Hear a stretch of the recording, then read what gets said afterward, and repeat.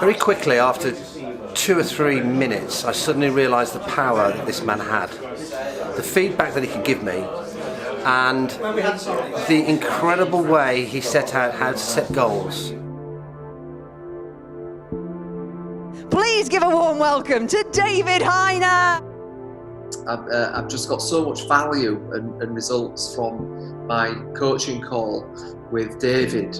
What if, for every 200 negative assumptions we have about ourselves, Dave, I can't do that. Dave, I'm not very good at shaking hands. Dave, I'm not very good with numbers. Dave, my reading, my spelling's not that brilliant. David, I'm too tall, too small, too thin, too fat, too pretty, too ugly. David, I'm too clever, I stand out in my peer group. David, I'm not clever enough, I stand out in my peer group. Whatever assumptions we make about ourselves, what if for every 200 of them, only 7 are true?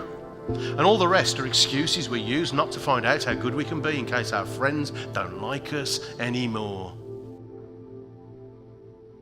The process of massive goals involves you taking your big goal and breaking it down into bite-sized chunks. One of the key steps of setting and achieving a massive goal is being in a peer-to-peer learning group. I call it a mastermind group.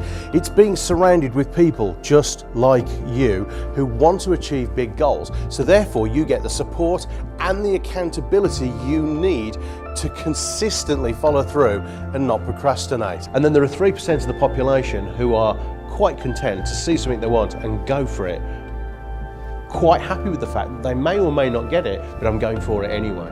They charge. These people are rhinos. And rhinos, there are 3% of the population who tend to be more effective and out-achieve the rest of us put together. If you were to take action on even one of these things consistently for 21 days, will it make you more successful? Yes or yes? Yes. Would you agree? Yes. Set a big, fat, hairy goal. You decide. It's just terrific.